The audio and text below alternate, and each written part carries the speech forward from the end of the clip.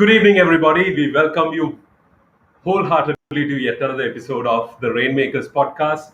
When we began this podcast, what we thought is one of the things that we would definitely do is to make sure that we will talk to people from different industries who are rainmakers, who have made a difference, who have knowledge and experience in making an impact in the industries that they are part of. And what we today are going to do is also to venture into and learn about an industry that is fast growing, and in the world it has made a major impact, and I'm sure it will influence most of the casual conversations, even the conversations in boardrooms hopefully in the future.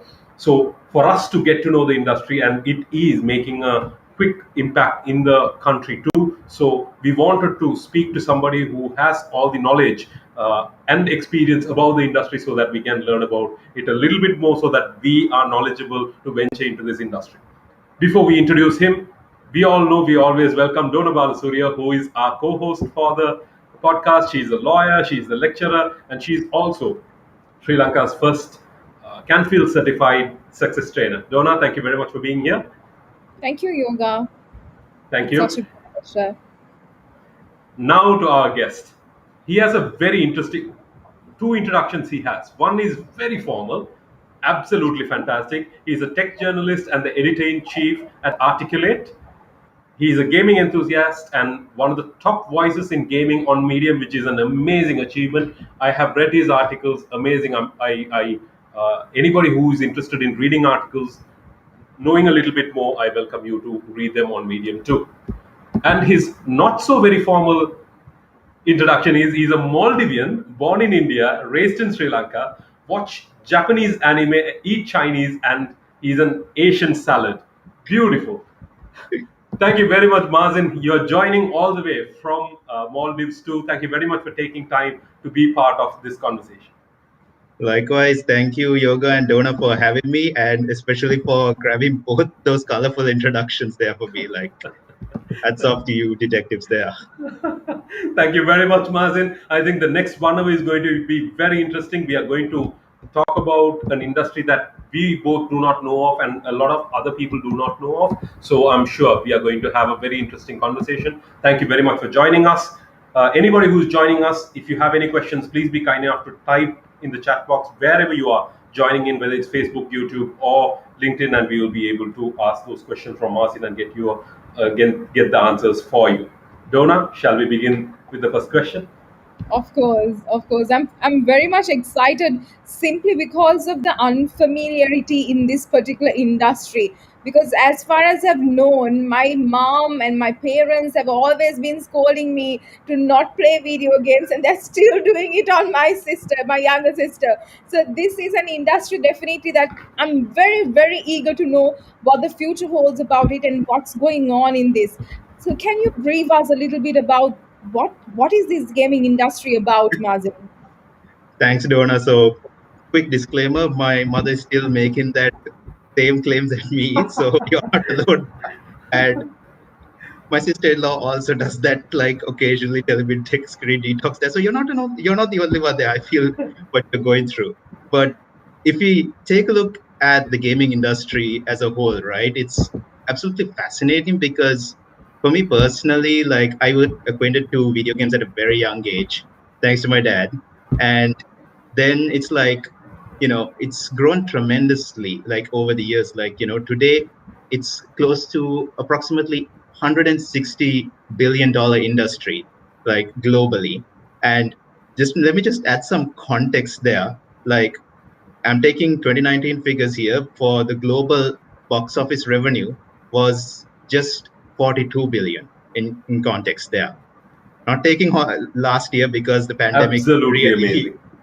destroyed, Hollywood, so we can't take that. But interestingly, even during the pandemic, this is one of the few industries that grew massively.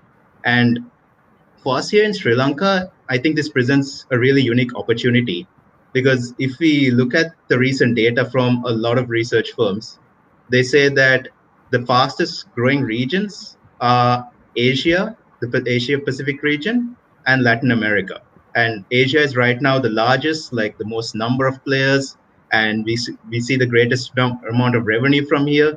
So it presents a huge opportunity here for Sri Lanka when you look at this from a really global perspective, I'd say. Amazing. Wow. I mean, this is amazing, Mazin. Like, in the sense, there is almost about 100 billion gap between the movie industry to the gaming industry. Yet I feel like Exactly. I've been living inside a shell for all this time to not know Yeah, I the mean, like you would the think that like from ground the first, right? I mean, you go to the theaters, like you're always seeing all these big blockbuster movies, like all the time the trailers, but then you see, okay, gaming is Yeah. just like a whole other league out there. So Absolutely. I mean, everyone speaks of the movie industry as so big, but then the fact that you just revealed that gaming is much bigger than movies, and it's not just a little gap; it's about 100 billion gap. That's amazing. That's amazing. So that's news to me. Thank you very much for that. Yoga. Mazin, I think from there, I think that how our people's minds are set is if somebody says I'm going to be an actor or a director or I'm going to produce a movie, people will accept that. yeah. But whereas a person says I'm going to develop a game or be a gamer or I'm going to design games, they are going to be like, does it even make money? But then here you are, your first statement that you make is the gaming industry is much bigger than the Hollywood industry itself. So absolutely amazing.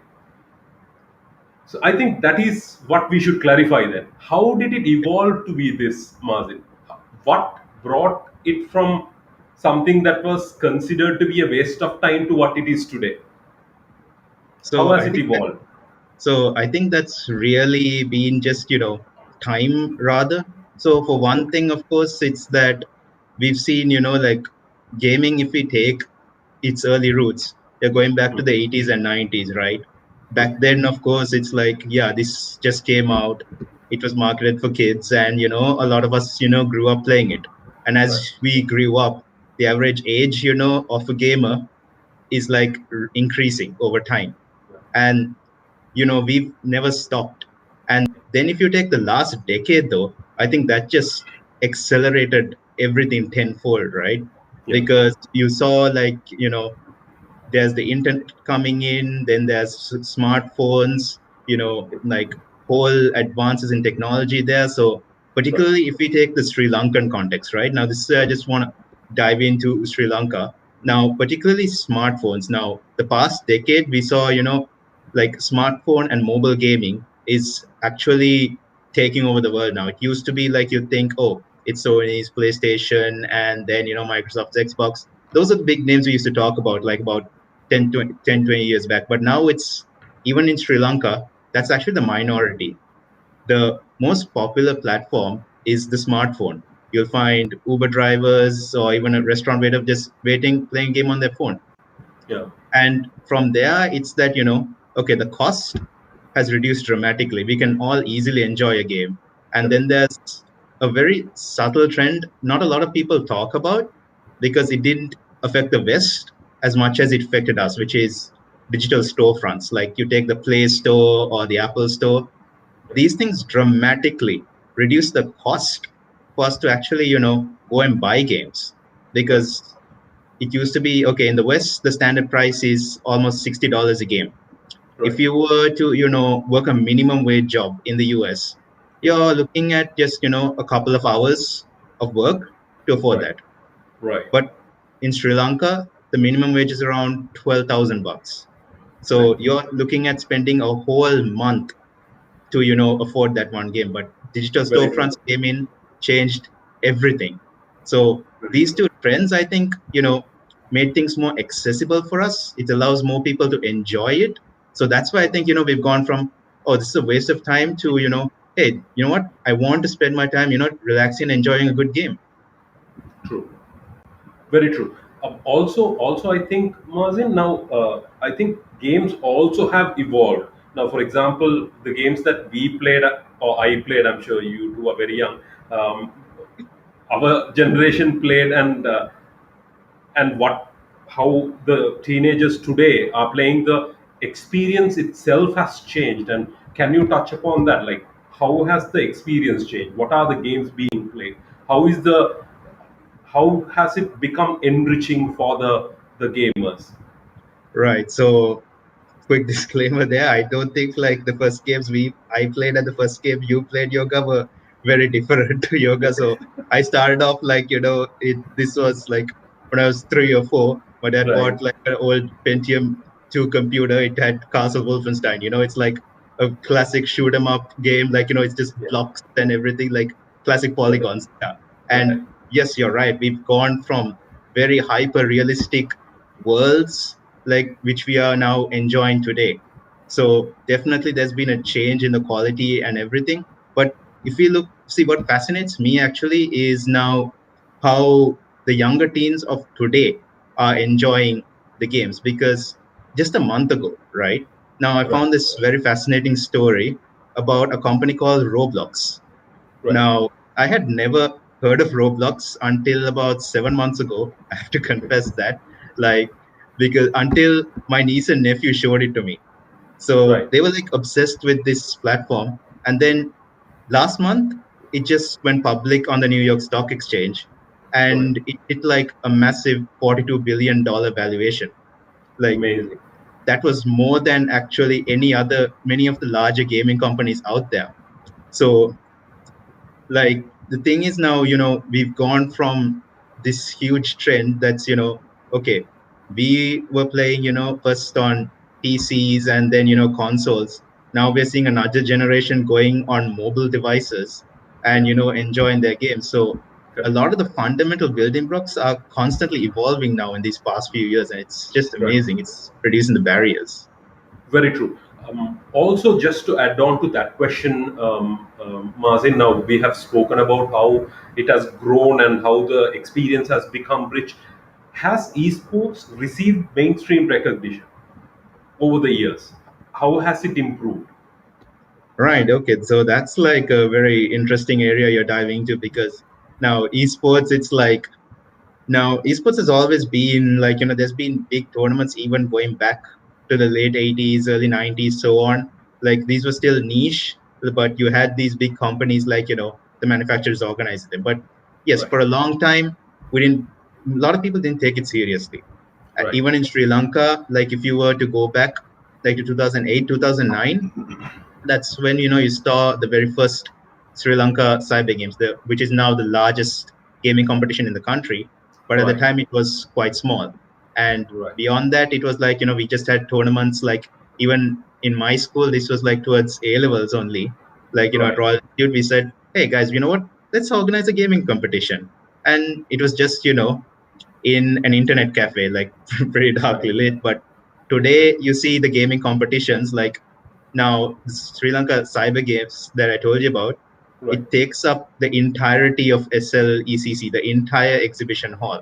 So there's That's legion amazing. of players, That's like amazing to go from small internet cafes somewhere in Colombo to fill out SLECC.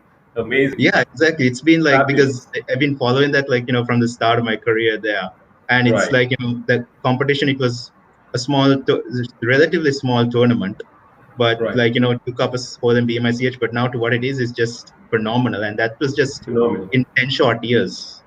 Yeah, that's right. So what it holds for the next 10 years is absolutely amazing. Fabulous. Oh yes, Fabulous. I'm absolutely excited like to see where we are going from here. Right. True. True.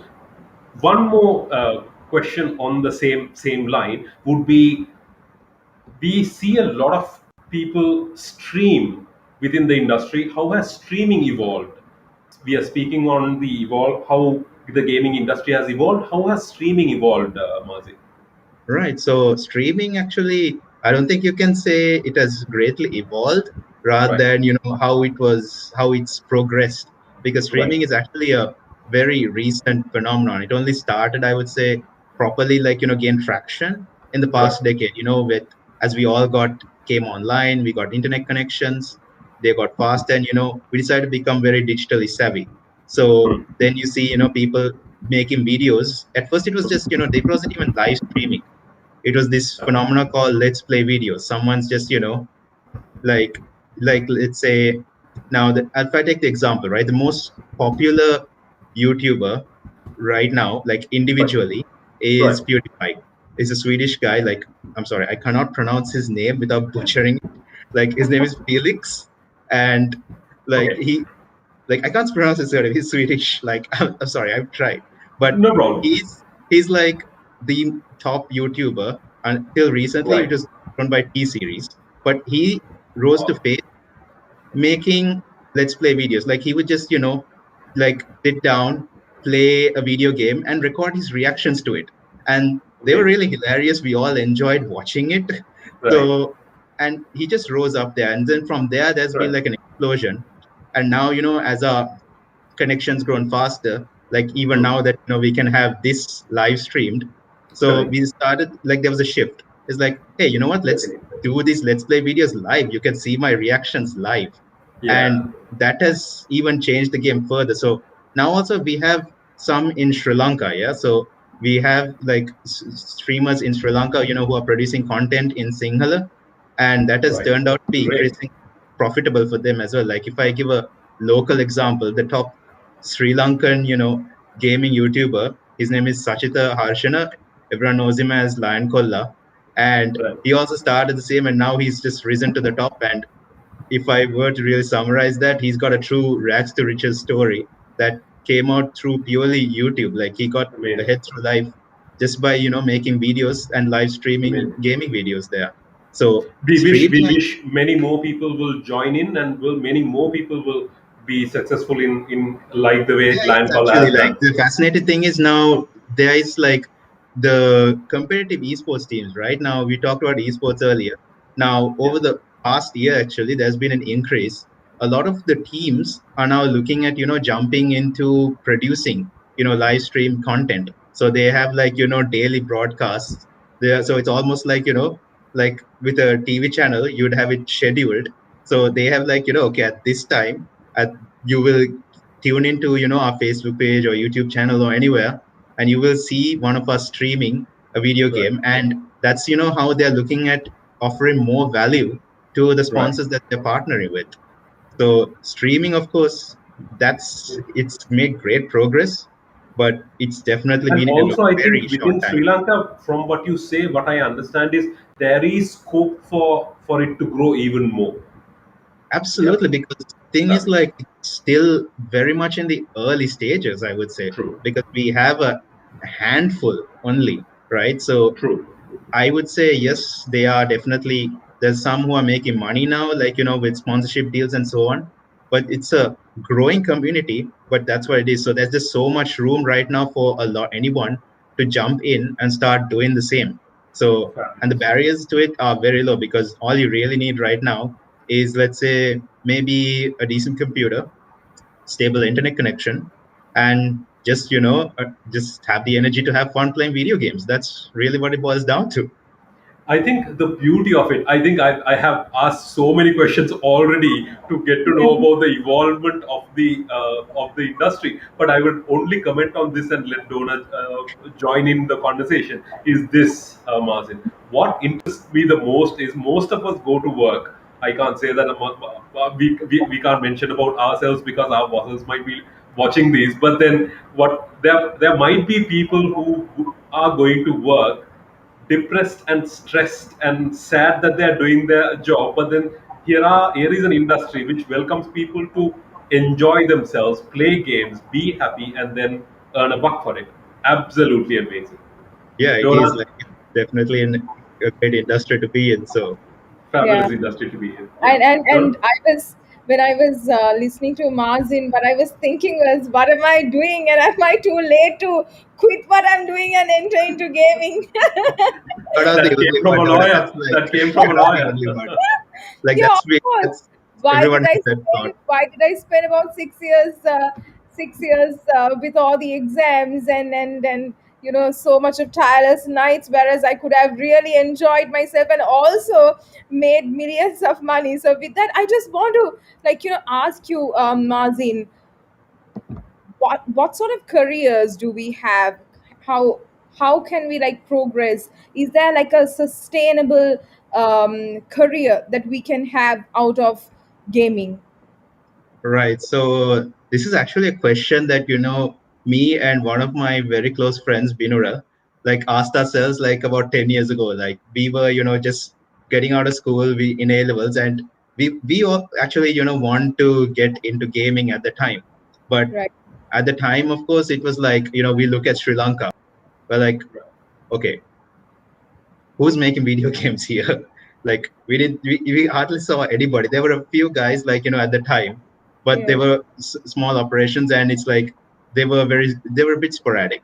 So even if we want to pursue a career in IT at the time, yes, we had, a few giants like the WSO2s, the Millennium ITs, the 99Xs, but they were a bit low profile at the time, and that's partly the reason, Articulate was also born, like where I work, where we wanted to tell their stories. But Right. in terms of gaming, like as a career, today things have changed dramatically in the past 10 years. Now, my friend Binura here, who I had this conversation with 10 years ago, today he works as a lead game designer at a company called Motion Miracles, which is Amazing. a independent game development studio here based here in Sri Lanka. And they've had some amazing success. They've made a lot of games, and even one of their recent games, Perfect Dipping, it was they partnered with one of the biggest publishers in the US, and the game, the kit, that was among the top games in the US App Store. So for a Amazing. long time. So it's Really like, proud of this. yeah, it's like I'm super proud, like, for my Yeah. friend's success here, and it's just Yeah. going to show like how things have changed. And it's not just, that you have this career to be a game designer now, that yes, there are a handful of companies there, but beyond that, if we look at a very global context, right, it's Right. not just, building games. You can also, even like, esports, like there are people who've made careers out of it, because like if you take a look at the prize pools, the amount of prize money given at these competitions, it just Right. keeps increasing rapidly, and these players make millions. And Right. even if we go internationally, like Right. you look at these live streamers now, they are getting, very strong deals of sponsorships. And again, that's another huge stream of revenue. So globally, and that's just still, I'm still scratching the surface, really. Even with Yeah. esports, if you dive in, you can be like, a coach, even lead a team and so on, like training. So there's just so many avenues to explore. And in the past 10 years especially, the barriers that we had, like especially to building games, have been torn down. Like if I take a definitive example, it would be Flappy Bird. This was, the hit game that came out like a few years back, Yeah. and it was developed by one person. It was extremely simple in, development, so simple that we now use it to teach children. Okay, this is how you can build a game. This is how you can learn coding. So it was that simple, and yet what that shows is anybody in the world, even in Sri Lanka, can on their own now create the next big global hit game. Correct. So if you look at career paths, I think there's a lot of exciting opportunities there to explore. I think that's quite exciting, Mazin, because I think it's very, very, it's contrary to the general opinion. Like, we always think that we need to have like an entire team of people if we are to build a game and then, put it out. But then what you just said was that even one person can do it and make it a hit worldwide. So which is amazing, and especially what the future holds. So what else? What are the other career opportunities that can be taken within No, I gaming? think uh, I think we touched upon development a lot. Martin, would you like to talk about esports? Gamers as a career. If somebody Right. who's Okay. interested in So playing if games, we okay, so if we take a look at esports right now, right? today, if we take a look at Sri Lanka now, the scene has evolved considerably. Right now, today you have the government saying, okay, as part of our push to support sports, our policies, we are going to prioritize the development of esports. So that's like a very promising sign for the industry, because we've also had, players operating, like, playing at a national level. And Amazing. that's like, promising sign, because if you look at how far we can go, like towards international cat, right? Now there are gaming leagues, right? Like, how you have the NFL and so forth. You have leagues around individual games. One example is the Overwatch League, which is around this game called Overwatch. And in the league, there are teams that operate like, traditional sports teams. They have, their own jerseys, their own colors, they have their own stadium, like they're in a particular city. Like there's a team called the London Spitfires in London, then there's the Shanghai Dragons, like in Shanghai, and so forth. And all the players in these teams, they get a base salary, they get healthcare insurance, and even retirement options and everything. So it's almost like being a fully salaried player at any other sport. So that's like what just a normal player in esports can do. But beyond that, it's like you have the option, okay, I can be a coach for a team. And that's also like something that's exploding, because you have now coaches like who were professional players but now are going back to schools and saying, hey, let's do an esports team, and they are coaching, offering as an avenue, like, for troubled youth, like, hey, here's another sport you can try out that, you might be able to enjoy yourself with. And even then there's, we go back to the live streamers, right? So a lot of, live streamers and content creators really in that space were previously, professional players. So if I take another example, this is Tyler Ninja Blevins. Now he's like one of the top Twitch streamers on this gaming service, and he, of course, now has a net worth of around $25 million, like through all his, like streaming and brand deals and everything. And thing is that that's just to show, at that point, like, you can become an entrepreneur, like, after, your time as an athlete, you can become an entrepreneur producing content. And Amazing. he shows, like, actually, if I show, this is the ultimate benchmark right now for Tyler Ninja here, right? So he had such a big following that Microsoft decided, you know what, we are going to launch our own video gaming streaming service if you come to our platform.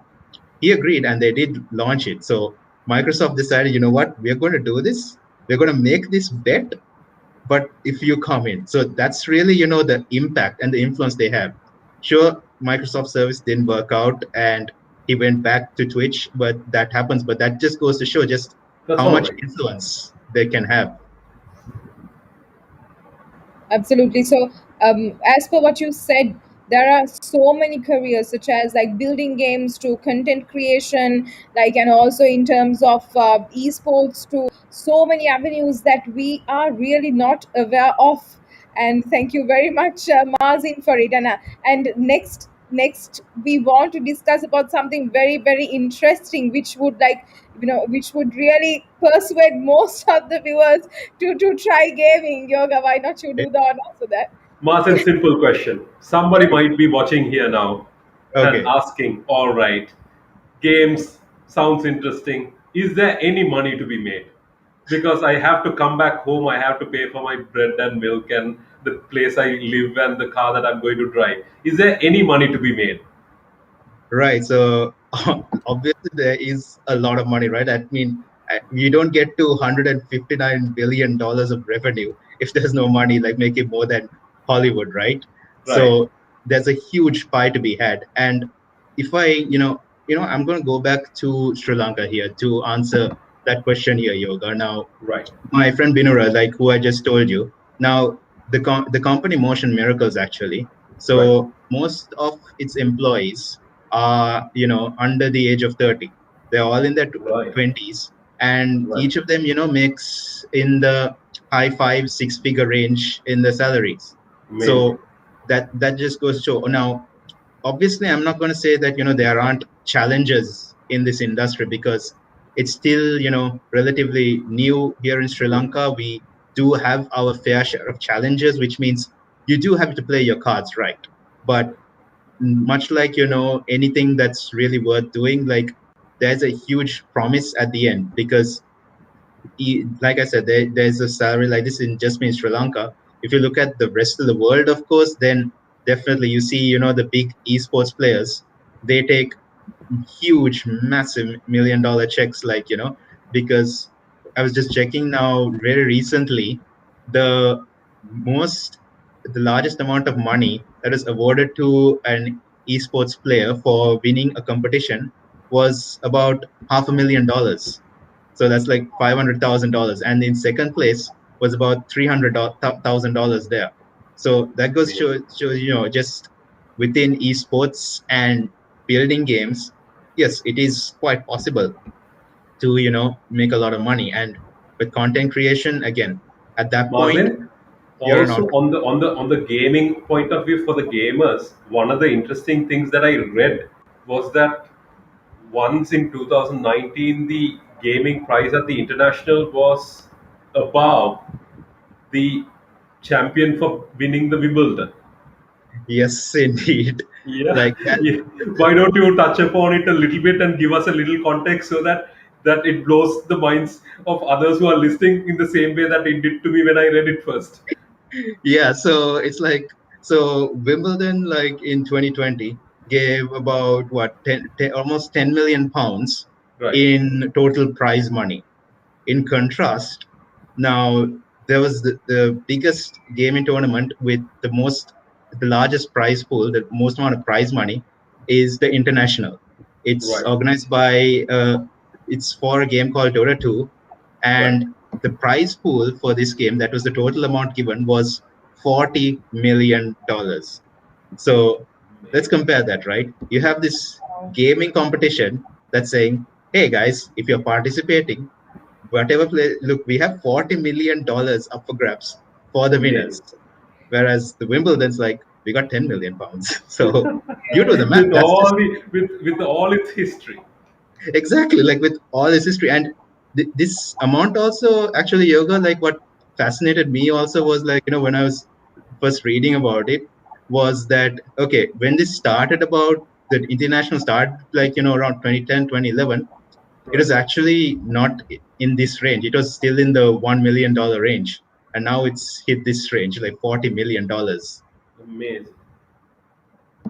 Yeah, so I think money is plenty, full in the international space. But then to get there, I'm sure there are people living and drinking and sleeping along with a computer or a mobile device. So I'm sure the competition is very high there. How about Sri Lanka? How So how do the Sri Lankan competitions pay? Is it a viable thing that somebody in Sri Lanka could pursue? So in Sri Lanka, actually now I'm happy to say that, we have transitioned like to a stage where you are seeing companies now saying, coming on board saying, hey, we want to organize an esports tournament and we want to, pay the players also and offer them a prize money. So if Right, just in early 2020, Mobitel, SLT Mobitel had organized a tournament and right. they were saying, okay, we have $1 million in prize money up for grabs, like, One sorry, million 1 rupees, million I guess. rupees. Yeah, Yeah. 1 million rupees. It's been jumping between dollars and rupees. So Yeah, I'm sure. One day like, it's going to be dollars for sure in Sri Lanka too, but then different story. yeah, that with the exchange rate, we are definitely heading there. But yeah, so it was 1 million rupees, and the winners walked away with half of that, so about 500,000 rupees there. Amazing. So Amazing. Very even nice. even if it's outside Mobitel, we have other companies like, Samsung coming in, offering prize Yeah. pools, and even Correct. Pereira and Sons, like, even they are organizing competitions now. Amazing.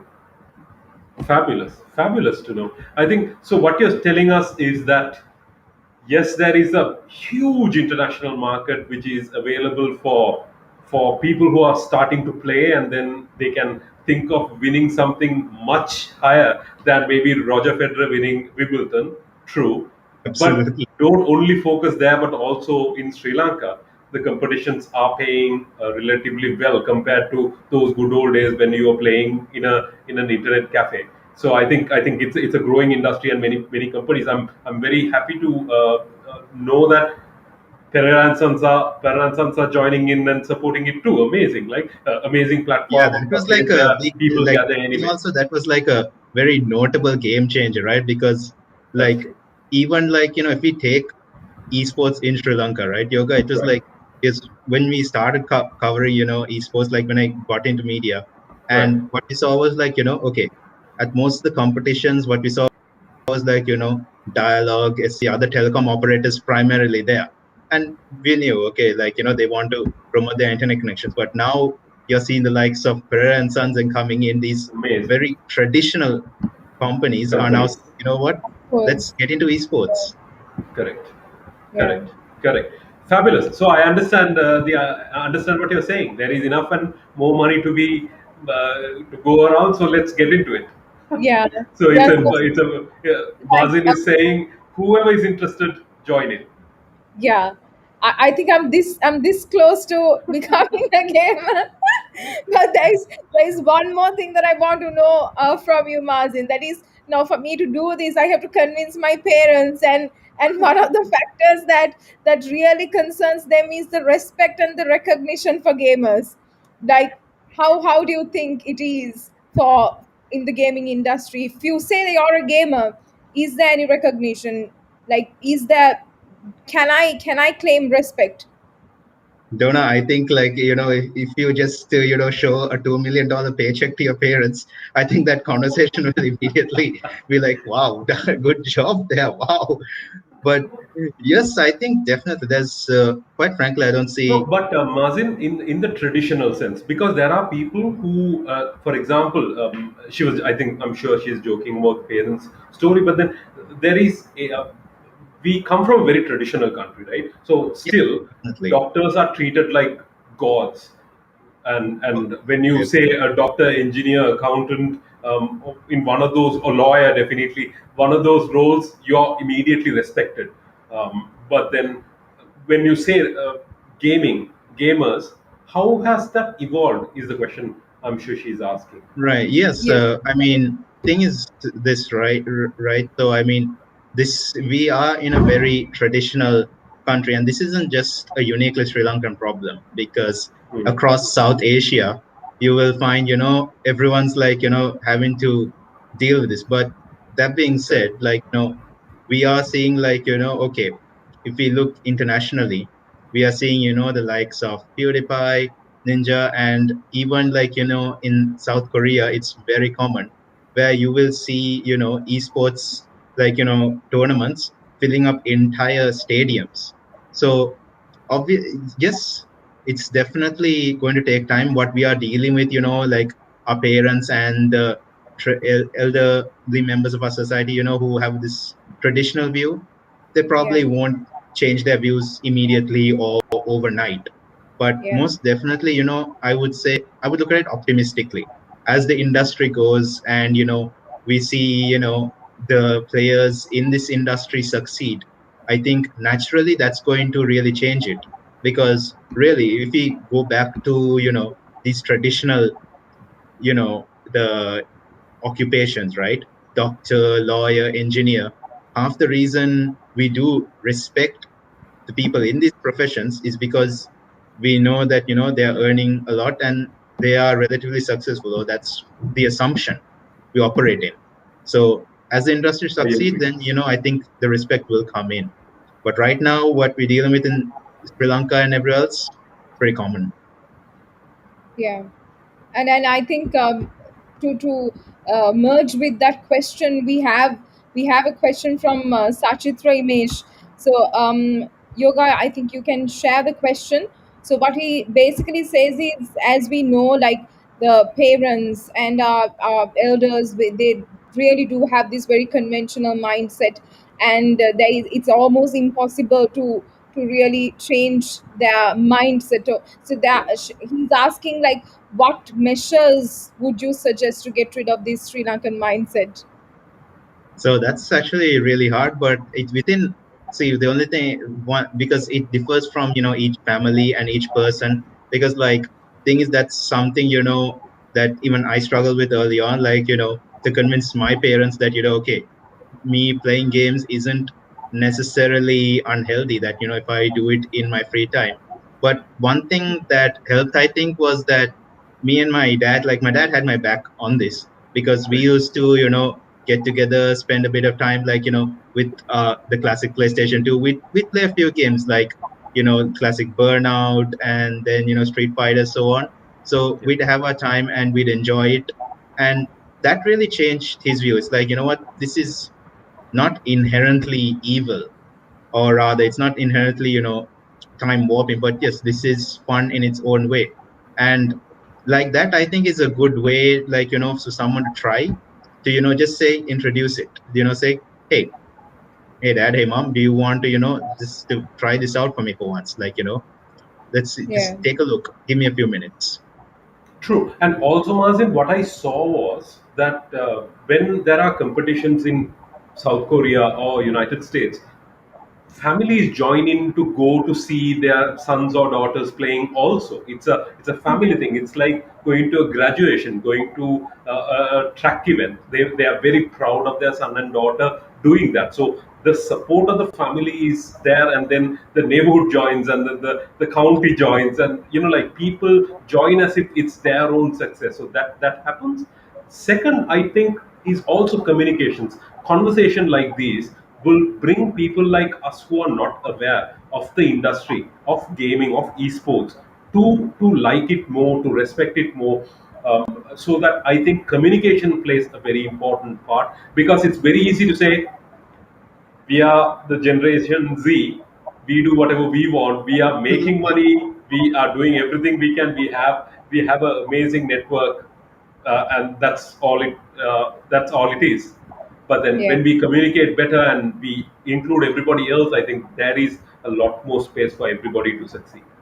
Yeah. Absolutely, and that's something, which everyone is actually trying to, because like the average age of the video gamer is actually increasing, right? It's no longer the teenager, but now it's the adult, and you even have examples of, even elders in their 60s now playing video games, and some of them are actually, live streaming.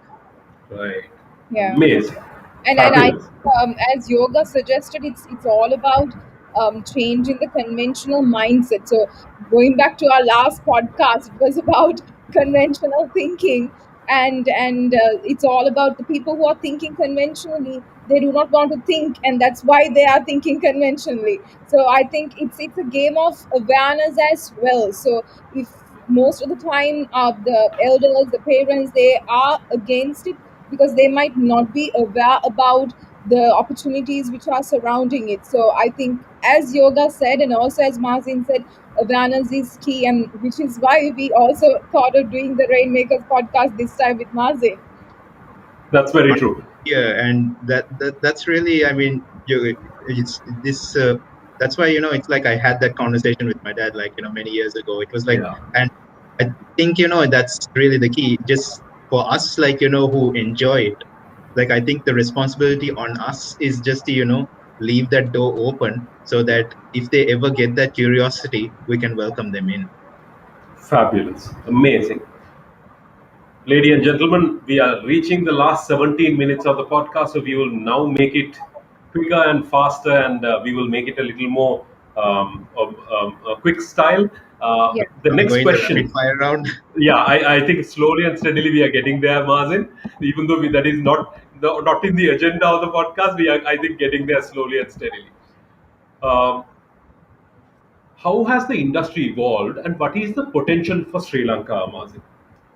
Right. Okay. So if I take the Sri Lankan context, right? So now, thing is, like I said, in the past 10 years now in Sri Lanka, we've massively leapfrogged, right? Like, we've gone from having tournaments in, internet cafes Right, to having, them take over the entirety of SLECC. And right, now we have, like, esports tournaments throughout the calendar for different communities. So we have the Mercantile Esports Championship, that's for companies. So you see companies like, Virtusa and all, like even Millennium IT, they're yeah, sending entire teams to compete against each other in friendly rivalry. Even within schools, like, you have amazing, Gateway, you have, like, Constitute, so on and so forth, Lyceum, all of them coming in, like, so these competitions and this whole ecosystem has evolved. And as it's evolved, now we are seeing more companies taking part, like, even the traditional ones like Pereira and Sons, like coming in. That's like a huge game changer. And huge game in Sri changer. Lanka itself, another thing is that, we are seeing a rise of people building video games. Sure, we've had many who've come up before, and sadly, like many startup stories, they did fall down, but that hasn't killed off the entire industry. We still have, people coming in and building games, not just Motion Miracles I shared, but there's another company, a services company called Arimac. They have a Right. global presence really, building, Amazing. software services for many known giants. And they're also Amazing. building a video game called Nero, which is already on Steam, and it's based on one of our war heroes in Sri Lanka. So Great. really, like from these, few things, and then when you throw in the community of live streamers thrown in, Right. like into this equation, and the fact that games are becoming cheaper and more accessible now, Right. it's like we have a massive potential and for growth here, like in this coming decade, I would say, and that's amazingly exciting time to be in. Absolutely amazing. Absolutely amazing, Mazin. Thank you very much. Donna? Yeah. So one question that I have, and I'm sure like even the viewers must be having this question.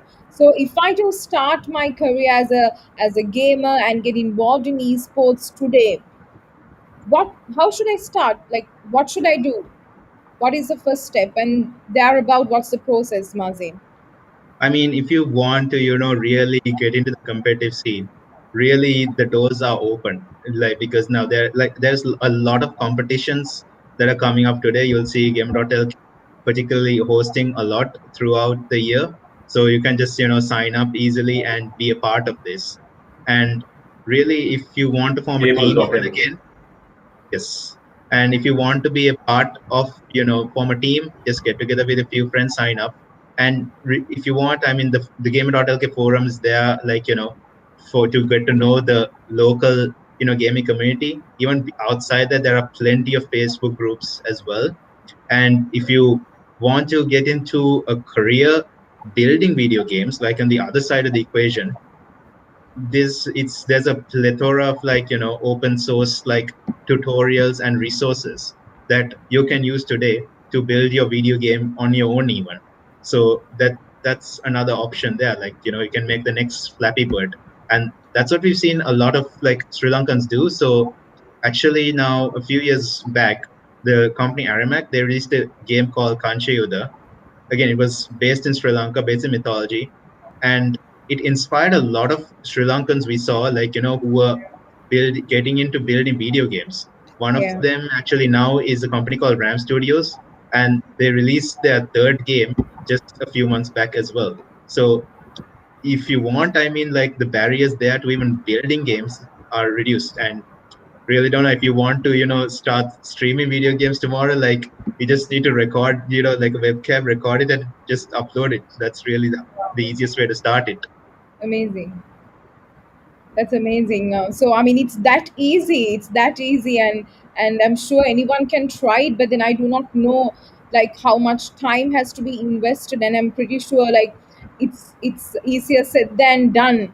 I mean, what sort of commitment do you think is required in order to like to get somewhere as a gamer? Like, of Oh, course, we know that people tend to spend hours and hours playing video games, and true, it can be a sense of enjoyment.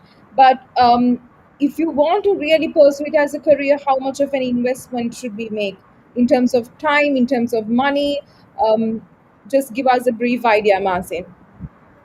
I don't think it's brief because you do have to invest a lot of time and effort, right? Because if you take even competitive gaming, right, like it's a very competitive scene. You're up against veterans, who on average might spend about 7 to 9 hours of their day just practicing, right? So Wow. they have training regimens like typical traditional professional athletes. So Yeah, yes, you have to spend a lot of time, sharpening your skills, and then like standing at, like giving your best at the competitions. So there's a lot of work that needs to be done. So it's by no means easy. Like yes, you can get in through the door easily, but then there's a long climb up. And even with developing video games, like the other side of the coin, the same is true. Yes, the barriers have dropped. A single person can make a game, but then there's the other side of it, right? Like to market that game, getting it out in front of your customers, and then like having them consider buying it. yeah, That's again another equation. And then even with streaming, right, like yes, it's easy to start, but in Sri Lanka, particularly, it's extra challenging because now in the US, if you were to set up a YouTube account and then, get monetized with ads, it's Yes. relatively straightforward. Even with Correct. Twitch, it's like, again, they have a program where your viewers can buy subscriptions and then, you can get paid for that. So, yes, that's very easy. But in Sri Lanka, we don't have any of those options. So all the local content streamers, right, they have to do extra workarounds to even remotely stand a chance of getting into one of these programs.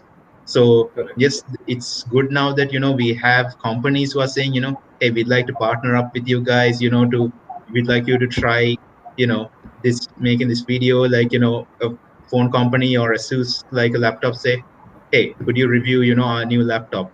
So that's helpful, but there's still a big barrier there compared to what the content creators internationally face. So Yeah. Sri Lanka has this unique challenges, I would say, but if you're willing to really accept and try to look at working around them, Right. then definitely like there's a chance to grab a big slice of that global pie there. Yeah, and I think what Mazin is trying to say is that the whole picture of getting paid for $500,000 could be fancy looking at it, but then the picture is not that rosy as you see, because you need to put in a lot of hard work, and yet it's not something impossible. There are people who are doing it, and there are people who has like yielded all these all the amazing fruits of their hard work. So it's not impossible, but yet, as for anything, for you to succeed, you need to put in the hard work. Yoga. Yeah, sure. I think Mazin said 7 to 9 hours. Yeah, All of us who have a permanent job are Yeah. doing that already. And Yeah. the beauty of absolutely. that is the person who is gaming at least has a smile on their face. I think So that's I the difference. Yeah, that's true. Like, but it's also like, easy to spiral it out, right? Right, Because there have been some cases where right. the teams, just go burning out. But in Yeah, 9 out of 10 cases, like what you'll see is that, okay, yes, we are doing it because we love it. But that being said, it's certainly, see, a lot of people have this misconception, right? Okay, correct. esports and gaming athletes aren't like real athletes. They're not putting real effort. They're just sitting in front of a screen and just playing games all day. This is Right, really far from the truth. They put in a right, lot of effort, and then even everything from their diet to they have an exercise regimen to right. stay Everything. physically fit as well. So there's just as much effort by these esports athletes as much Correct. as you expect from a traditional sports athlete there. Correct. And also, Mazin, on that line, Sri Lanka recognized esports as a sport in itself. So that is amazing. Like that recognition for a country like us came very fast, knowing that they can develop this sports, this industry, and also I think they are doing that because also see the potential. The government sees the potential of the industry. Absolutely, and that's a very positive development, like for our industry here. Correct, correct. So last question, Mazin. Let's say I know South Korea is the mecca for esports. If Right. one day Sri Lanka has to be the world champion in esports, what should it do? Wow. Okay. So if I were to really answer that question, it's that we need to first bridge the digital divide that exists here in Sri Lanka, right? Because Right, now, if we look at the most popular platform, it's mobile. And the reason it is mobile is because that for a large percentage of the populace, they cannot, game on other platforms. Like on the average Sri Lankan household income is about 60,000 rupees. right. So for most people, that it's like, okay, I can't afford a gaming PC that's almost 100,000, or Yeah, even a console that's 100,000, and games are like about 10,000 bucks a pop. So yeah. at that point, it's like you can't get in. So if we are to really, say that, okay, we are going to produce someone in Sri Lanka who's Yes, going to go to the Dota to the international where the prize pool is going to be 40 million or who knows, maybe 80 million in a few years' time. Right. Yeah. We need to really give an equal chance, level the playing field. And one of the things is, yes, let's start by bridging this digital divide. Once that's done, yes, it's just a matter of nurturing the talent. Yeah. True. I think Sachitra Imesh has been a very active participant of the whole discussion. He has sent in a few questions. He has also sent a question related to that. He's saying, any ideas about taking esports to rural areas in Sri Lanka? There can So, be individuals who have hidden talent in those areas, even in the least developed areas. I think we can draw parallel to Sri Lanka cricket, because people like Sanajaya Surya, or people who really made a difference in the 1996 World Cup, came from the rural areas where you don't expect them to be part of the elite absolutely. developed part of the country. So what he might be asking is also, maybe do how do we bridge this gap so that we can find those people who might make a difference and who could bring us closer to the world championship one day. Right. So, actually, yes, Achitra, thanks for pointing that out. Like, he's asked the real important question there. And Right. unfortunately, though, I think that it's going to really take a while because we're talking about bridging the digital divide, right? Because Correct. it's not something that can be done overnight. We're talking about, reducing the cost to, access devices like, computers and so forth, which is at a basic level would be making a personal computer, not impossible for a person in a rural area to buy.